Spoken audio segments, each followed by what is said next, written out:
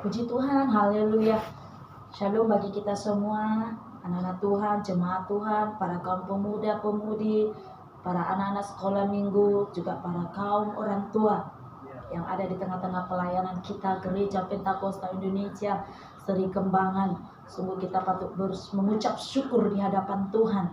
Kalau kiranya hari ini Tuhan yang melayakkan, yang memampukan kehidupan saya, sehingga boleh sampai detik ini berdiri di tengah-tengah jemaat Tuhan lewat pelayanan kami, sebagaimana saudara sekaliannya boleh mengetahuinya. Sekalipun kita boleh sampaikan hanya lewat sharing firman Tuhan dan sebagainya lewat video, tetapi biarlah semuanya itu boleh menjadi berkat bagi setiap anak-anak Tuhan yang benar-benar ada menyaksikan video pelayanan hamba Tuhan, ya, ada yang membuka video pelayanan hamba Tuhan. Saudara juga diberkati di tempat kediaman saudara, amin. Sekalipun saudara mengabaikannya, ya, saya tidak tahu, saya bukan menuduh saudara satu persatu, tetapi Tuhan saja yang maha tahu apa yang kita perbuat. Sekalipun saudara tidak menghiraukan bentuk dan sharing pelayanan hamba Tuhan, tetapi biarlah Tuhan semakin memulihkan kehidupan saudara, amin. Semakin minta pertobatan kepada Tuhan, agar di suatu hari saudara tidak mengabaikan kembali apa yang Tuhan mau sampaikan lewat hambanya di dalam pelayanan, grup pelayanan kita. Tetapi itulah bekal saudara pegang ketika nanti Tuhan Yesus datang kedua kalinya. Saudara boleh ada memegang teguh kebenaran firman Tuhan, ya.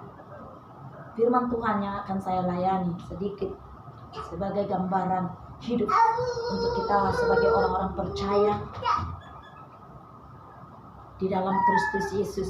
Firman Tuhan sama yang saya sampaikan tadi pagi di dalam grup pelayanan kita, dan saya nanti video ini juga setelah habis ibadah, karena saya hanya memberikan materi saja di dalam grup pelayanan tadi, tetapi belum menjelaskan apa maksud tujuan daripada firman Tuhan yang saya sampaikan tadi pagi, amin. Saat ini izinkan hamba Tuhan untuk menyampaikan, menjelaskan maksud firman Tuhan. Di berikut firman Tuhan yaitu seorang penabur, ya, seorang penabur, dan dia akan menuai bagaimana. Firman Tuhan yang terambil dari Matius 13 ayat yang ke-16 sampai dengan ke-17. Demikian firman Tuhan, perumpamaan tentang seorang penabur. Haleluya. Firman Tuhan saya bacakan, tetapi berbahagialah matamu karena melihat dan telingamu karena mendengar. Amin. Sebab aku berkata kepadamu, sesungguhnya banyak nabi dan orang benar ingin melihat apa yang kamu lihat, tetapi tidak melihatnya, dan ingin mendengar apa yang kamu dengar, tetapi tidak mendengarnya. Puji Tuhan, haleluya. Firman Tuhan yang begitu indah yang tersampaikan bagi saya secara khusus, juga yang saya boleh sampaikan bagi jemaat Tuhan di tengah-tengah pelayanan kita, di tengah-tengah grup pelayanan kita. Dan saat ini firman Tuhan, kenapa saya boleh menyampaikan firman Tuhan ini? Ada banyak hamba Tuhan, ya, dalam satu minggu dia fokus untuk belajar daripada firman Tuhan, belajar terus daripada firman Tuhan. Agar apa, saudara? Agar kita boleh dapat melihat, agar kita boleh dapat mengetahui, agar kita boleh diberikan pemahaman, pengertian maksud daripada firman Tuhan. Ada banyak orang boleh membaca firman Tuhan. Sekarang sudah banyak orang-orang menyebarkan firman Tuhan, baik di multimedia, di YouTube, bahkan dimanapun, saudara mesti ada. Apalagi orang yang selalu rajin ibadah, dia selalu men-share yang namanya firman Tuhan. Bagaimana? Banyak orang yang bisa menyampaikan firman Tuhan. Banyak orang yang bisa menampilkan ayat-ayat firman Tuhan. Tetapi saudara, apakah saudara mampu memahami firman Tuhan? Apakah saudara mampu melakukan firman Tuhan yang saudara sampaikan atau yang saudara baca? Untuk apa saudara datang kepada Tuhan lewat setiap ibadah setiap hari Minggu? Bagaimana itu saudara? Apakah cukup saudara untuk membaca firman Tuhan saja di rumah? Apakah saudara tidak perlu lagi untuk datang kepada Tuhan, baik di dalam pertemuan-pertemuan ibadah,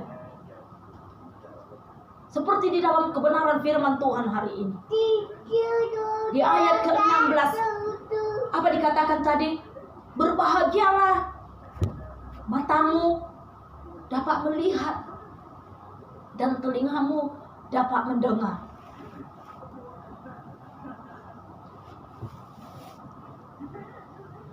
Saudara bisa membaca, saudara bisa di rumah membaca, menerima firman Tuhan. Kalau secara pribadi, ya bagaimana saudara hanya membaca tetapi tidak memiliki pemahaman? Bagaimana saudara dapat memperluas maksud kebenaran firman Tuhan sementara saudara tidak datang ibadah? Bagaimana saudara bisa mengerti apa tujuan daripada firman Tuhan sementara saudara tidak mampu mendengar? Hanya bisa melihat tetapi tidak mampu mendengar. Atau sebaliknya, saudara tidak mampu melihat tetapi mendengar. Banyak di luaran sana saudara, yang tadi saya katakan, banyak di luaran sana saudara, orang Kristen, ya, dia percaya tetapi dia tidak sama sekali memiliki pemahaman. Tidak bisa memahami apa maksud firman Tuhan yang dia sudah terima di dalam kehidupannya.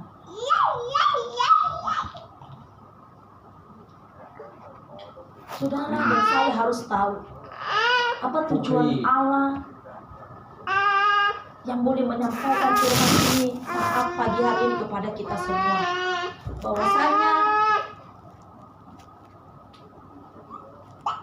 orang-orang yang bisa melihat, orang-orang yang bisa mendengarkan suara Tuhan adalah orang yang sungguh hidupnya berbahagia. Ada banyak saudara dan saya, ya, yang belum mengikat hatinya untuk Tuhan.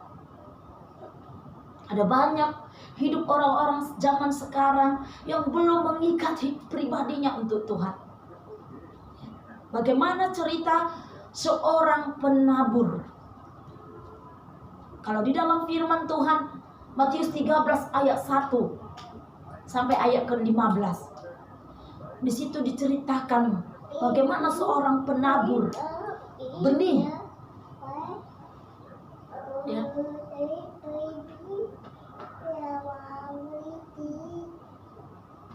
bahwasanya ada seorang petani yang melemparkan benihnya, ya. Ada 4 jenis benih yang sudah dilemparkan. Benih yang pertama saudara tahu, kita harus tahu dan memahami maksud firman Tuhan. Bagaimana bisa terjadi seorang penabur menabur benih, ya. Saudara bisa membuka firman Tuhan dari Matius 13 ayat yang pertama, mundur kembali. Di mana di sini firman Tuhan, ya, banyak orang yang berbondong-bondong bersama dengan Yesus saat itu. Yesus mengajar orang-orang, ya. Yesus keluar dan mengajar di tepi danau. Banyak orang yang mengurumuni Yesus, menceritakan perumpamaan seorang penabur. Ya, bagaimana seorang penabur, ya, benih yang dilemparkan ke pinggir jalan, saudara. Yang kedua, benih yang dilemparkan di tengah-tengah batu-batuan. Yang ketiga, ada penabur yang melemparkan benih di tengah-tengah semak berduri. Dan yang keempat, ada benih yang ditaburkan di tanah yang baik. Jadi ada 4 penabur benih yang Tuhan ceritakan kepada orang-orang atau murid-murid Yesus di tepi danau.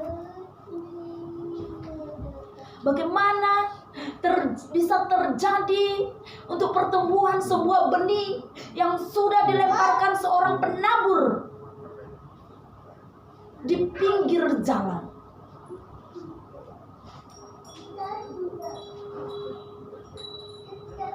Bagaimana hasilnya benih tersebut setelah dijatuhkan di pinggir jalan, saudara? Dan saya adalah gambaran seperti benih. Jadi benih yang dilempar seorang petani atau penabur, dilempar ke pinggir jalan. Bagaimana hasilnya, saudara? Benih itu tumbuh atau tidak? Jelas kalau benih yang di pinggir jalan itu tidak tumbuh. Ya. Dia akan dipijak, ya, dan dimakan burung. Ya. Maka matilah benih itu, tidak jadi. Bagaimana benih yang dilempar di atas bebatuan? Benih itu tumbuh karena ada sedikit tanah yang boleh menjadi tempat bertumbuhnya atau tempat akarnya. Tetapi tanah itu tipis. Ketika datang terik matahari, saudara, ketika datang hujan, saudara, maka tunas itu akan layu dan mati seketika. Tunas itu tidak bertumbuh dengan kokoh, tidak kuat.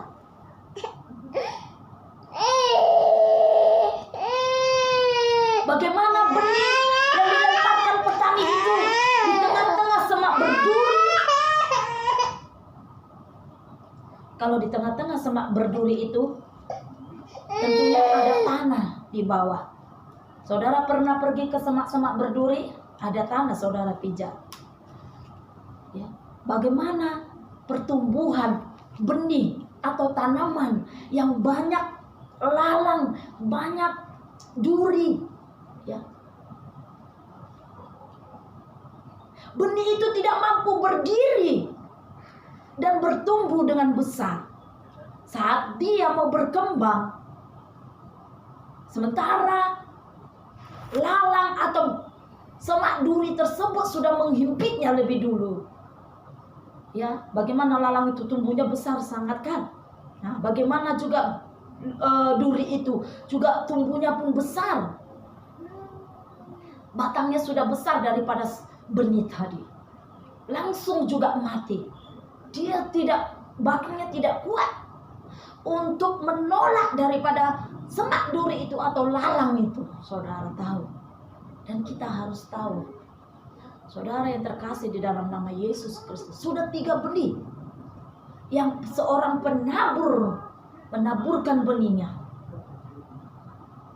satu lagi, saudara. Ada satu benih lagi, saudara, yang sudah ditaburkan di sebuah tanah yang dasar, di tanah yang baik. Bagaimana itu hasilnya, saudara? Sudah jelas. Kalau satu benih yang ditaburkan di atas dasar tanah yang rata, tanah yang baik, adalah benih yang baik, yang menghasilkan buahnya berlipat-lipat kali ganda, 30, 60, bahkan 100 kali lipat ganda. Dia adalah benih yang ditanam di atas tanah, di atas dasar yang kuat, yang tetap tumbuh kuat, berdiri. Ketika hujan, badai apapun yang ingin menjatuhkan benih tersebut, dia tidak terpengaruh. Bahkan dia tidak batangnya itu tidak patah, sebab di atas dasar tanah, ya, di atas dasar tanah yang baik, benih itu jatuh. Bahkan dia menghasilkan buah yang banyak. Demikian saudara dan saya. Kita adalah seperti benih yang ditaburkan Tuhan di dalam dunia ini, saudara. Saudara dan saya adalah seperti benih yang ditaburkan Tuhan dimanapun saudara berada. Nah, jadi sudah nampak bagaimana maksud pengertian daripada firman Tuhan hari ini. Amin. Jadi tak perlu kita mau istilahnya sudah begitu jelas, saya rasa. Saudara dan saya sudah tahu maksud pemahaman daripada firman Tuhan hari ini. Berarti kalau benih yang ditanam di pinggir jalan, orang yang hidupnya ya menerima firman Tuhan, tetapi dia melihat tetapi tidak mendengarkan suara Tuhan, maka ketika apa, saudara? Ketika badai datang, hidupnya tidak kuat, saudara. Ya, langsung kecut hatinya. Demikian juga yang dihimpit oleh bebatuan. Ya. Datang terik matahari. Ya. Demikian juga benih itu mati dan layu. Dia mendengarkan tapi tidak melakukan firman Tuhan, saudara.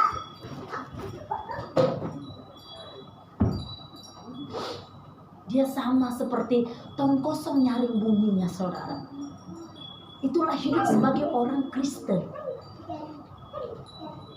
Dan untuk benih yang ketiga, saudara, dilemparkan ke tengah-tengah semak berduri. Nah, ini yang ketiga ini yang harus kita pelajari, saudara. Bagaimana pemahaman ini?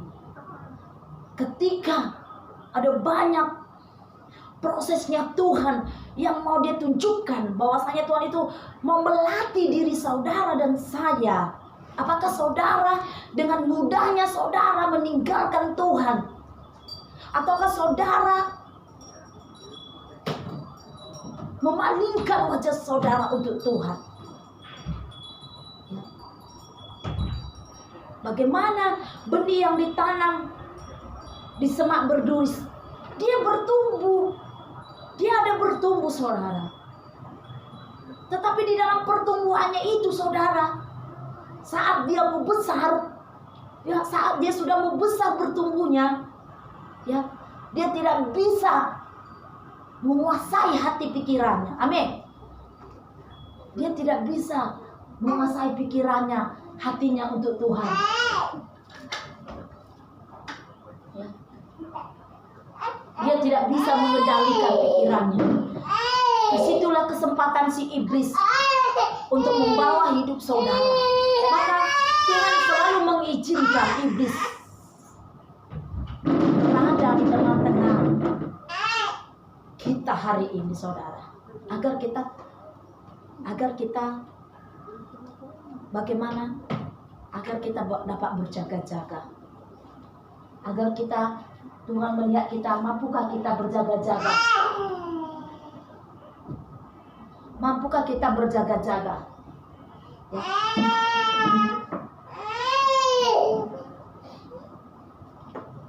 Bagaimana hal ini terjadi, saudara? Memang inilah kebenaran firman Tuhan, itu harus benar-benar disingkapkan di tengah-tengah dunia ini, agar semua orang sebagai umat Tuhan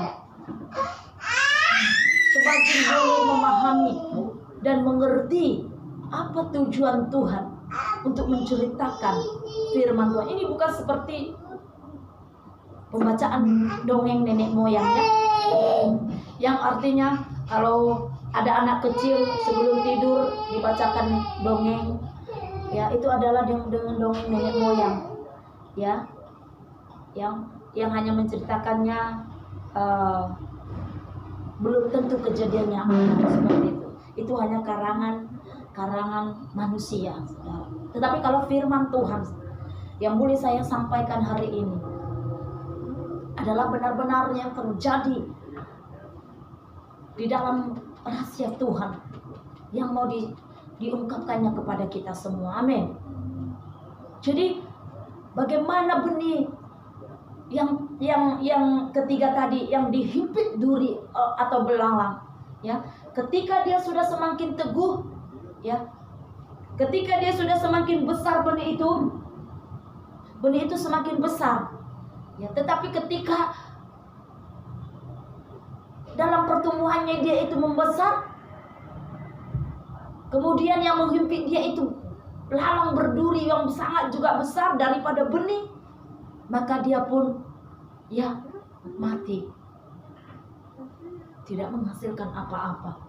Sama seperti kita sebagai orang Kristen, saudara dan saya sebagai orang Kristen, di dalam pertumbuhan iman rohani itu akan nampak benih-benih rohaninya bagaimana. Apakah benih rohani yang saudara bawa itu benar-benar kuat dan teguh? Ketika betul-betul badai diperhadapkan di tengah-tengah kehidupan saya dan saudara, apakah dengan mudahnya saudara langsung ciut? Apakah dengan mudahnya saudara langsung meninggalkan semuanya, meninggalkan Tuhan? Apakah dengan demikian saudara sudah merasa puas mengakhiri pertandingan saudara, mengakhiri pertandingan iman saudara? Apakah itu sudah cukup bagi saudara? Yang saudara lakukan itu adalah pikiran saudara, bukan daripada Tuhan. Jadi yang sering dilakukan manusia, meninggalkan Tuhan, meninggalkan pelayanan, itu hanyalah pikiran saudara. Amin. Yang saudara lakukan tidak beribadah kepada Tuhan, itu pemikiran saudara lakukan. Yang meninggalkan saudara di dalam grup pelayanan, itu adalah pemikiran saudara sendiri. Saudara sendiri yang membuat, bukan Tuhan. Jangan katakan bukan itu yang terbaik, tetapi saudara sendiri yang memilih hidup saudara mau yang lebih baik. Padahal saudara belum lagi dapat melakukan yang terbaik untuk Tuhan saudara. Mulai dari yang kecil dulu saudara lakukan untuk yang bagaimana agar baik di hadapan Tuhan. Ketika saudara diizinkan Tuhan mulai dari yang terkecil, tapi saudara tidak mampu melaksanakannya, bagaimana Tuhan akan memberikan yang terbesar kepada saudara? Untuk saudara lakukan kepada Tuhan. Tengok dia di dalam sana.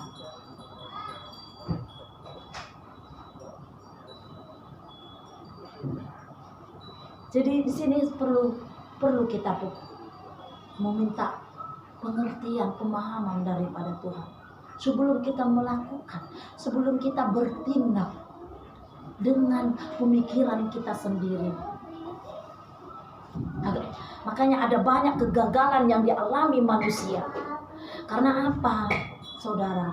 Yang saudara lakukan itu belum tentu menjadi rancangan Tuhan. Amin. Yang saudara lakukan itu bukan menjadi rancangan Tuhan bagi saudara.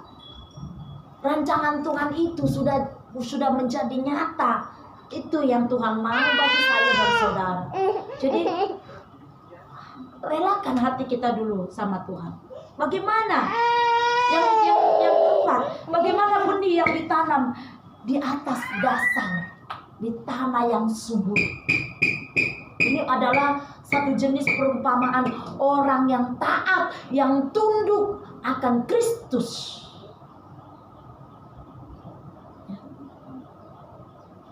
Yang hidupnya mau sakit, yang hidupnya diproses mau sakit. Siapa yang mau sakit untuk ikut Tuhan? Angkat tangan bersama dengan saya.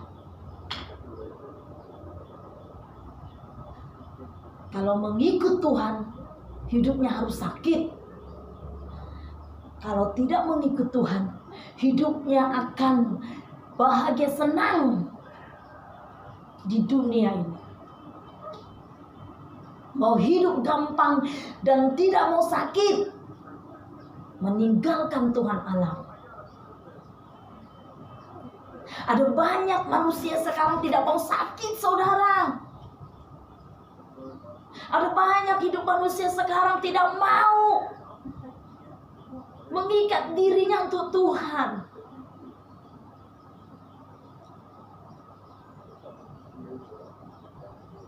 Tidak mau ikut prosesnya Tuhan. Terlalu sakit, saudara. Bagaimana? Saudara belum merasakan bagaimana prosesnya Tuhan itu sakit sangat. Keluarga kami sudah mengalami hal demikian. Ya. Bertahun-tahun keluarga kami sudah mengalami prosesnya Tuhan. Setelah kami memang fokuskan untuk melayani Tuhan, kami bulatkan hati kami keluarga ini untuk menjadi pelayan Tuhan. Banyak hal-hal yang terjadi, saudara. Penolakan demi penolakan sudah kami rasakan, saudara. Bahkan jemaat itu yang tarik ulur diri, mundurkan diri dalam pelayanan ini sudah banyak kami rasakan di dalam pelayanan kita ini. Yang meninggalkan kami di dalam pelayanan ini sudah banyak jemaat Tuhan, saudara.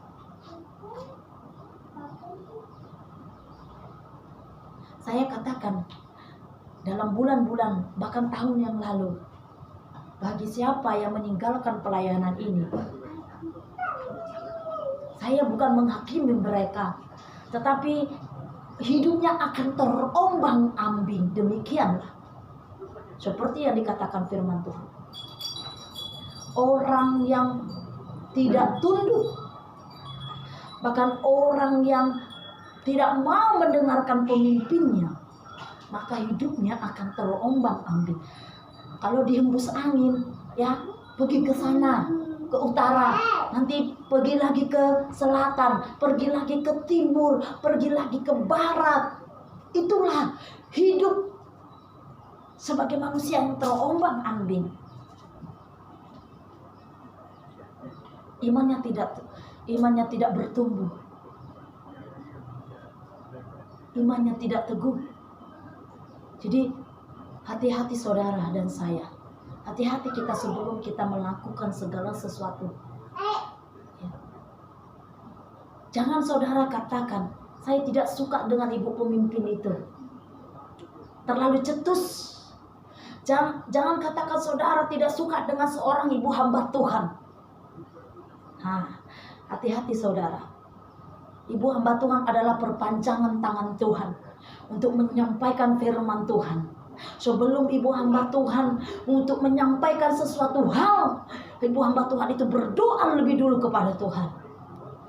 Jadi bukan seperti perkataan orang-orang duniawi melemparkan di dalam sebuah pelayanan. Kalau saudara dan jemaat Tuhan tidak suka dengan seorang pemimpin, berarti hati saudara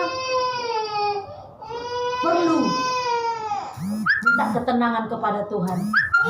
Hati saudara perlu introspeksi dulu kepada Tuhan. Minta pengampunan kepada Tuhan. Karena perpanjangan tangan Tuhan itu, pemimpin-pemimpin gereja itu adalah sudah Tuhan izinkan untuk menyampaikan firman Tuhan. Kalau di minggu yang lalu, ya, firman Tuhan yang begitu tegas bagi kita ya semua. Bagaimana orang-orang yang sudah dewasa, ya, pertumbuhannya belum dewasa rohani.